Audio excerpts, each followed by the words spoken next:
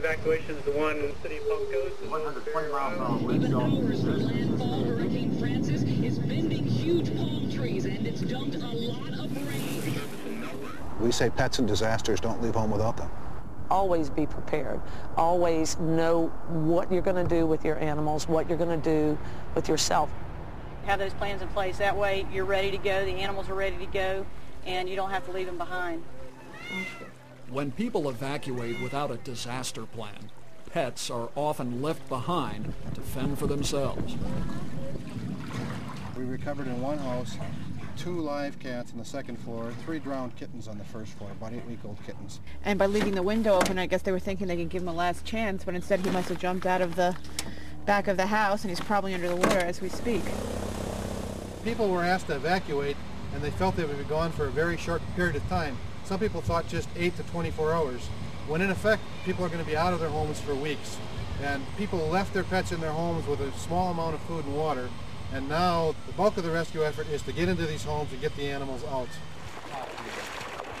Come on, buddy. These rescue teams may be a family's only hope of saving their pet's life. First stop is a cat. No food, no water for at least 5 days, and we're allowed to break the front window. First and foremost, no matter what, people should never, ever leave them behind. If the conditions are bad enough that you need to evacuate, then your animals' lives are in danger as well.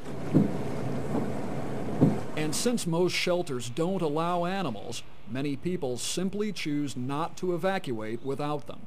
When they need help the most, we're saying, okay, choose. Do you want to be safe? Do you want to get hot food and water? Do you want to get a bed? Or do you want to have your animal but live on the streets or live in the rubble of your home?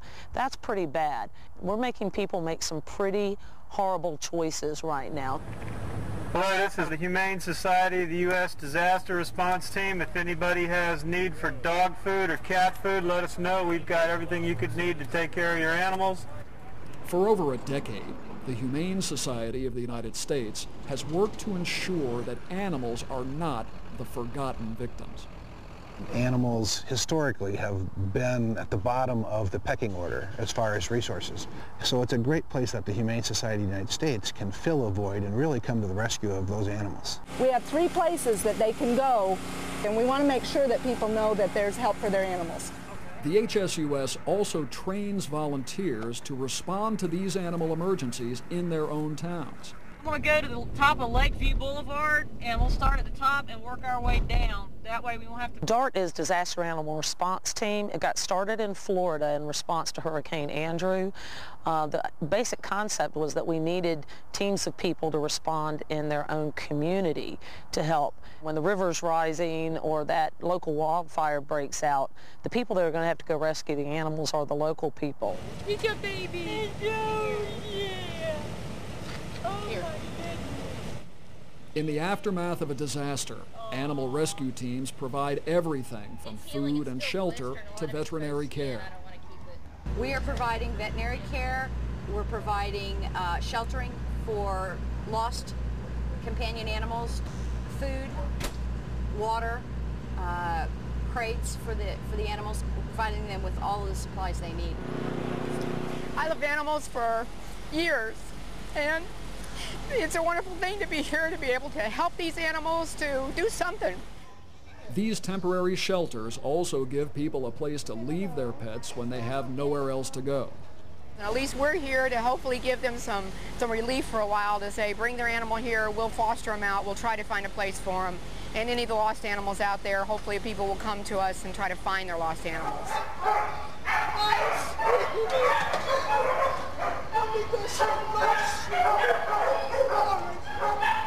One of the most heartwarming things is when you can make that match. That's one of probably the best times ever, because the animal's, thrilled to be back, the person's thrilled, and that's when you actually see it tangible. All your work makes it all worthwhile. It's been one bad thing after another. Maybe getting her back is kind of the turn. Things will start being okay now. I can't even explain it. It's just the greatest feeling. I mean, I know our house is gone. That's completely lost. Take your shoes but off. Just to get the dogs back is our family's complete again. And today, more and more communities recognize that pets are part of the family and offer shelters that allow pets and their owners to stay together. I think if there were more pet-friendly shelters, there would be more people that would evacuate safely and not stay in their homes in dangerous situations. You have to give them a better alternative than to leave them behind. Because I didn't take my pets, I wouldn't go. I'd stay right in. What if I live in an RV? It would be in me and the pets in the RV, because I would not leave my pets behind. How important is your pet to you? In my life. If you don't have a people pet-friendly shelter in your area, encourage your county commission or your county government to start planning for one, because it's just as important for people with pets as people without pets to find a safe place to go to. They're too important to us, you know. We left all of our antiques behind. They're more important to us than our, personal possessions. These guys can't be replaced. They're our kids. They're our life, you know. The first night we were here, we put them in the shelter, and it tore us apart. They're our family. And then we'll pick you a spot, get you set up, and then you can go and do your... If families prepare and communities help out, pet owners can protect one of the most important things in their lives.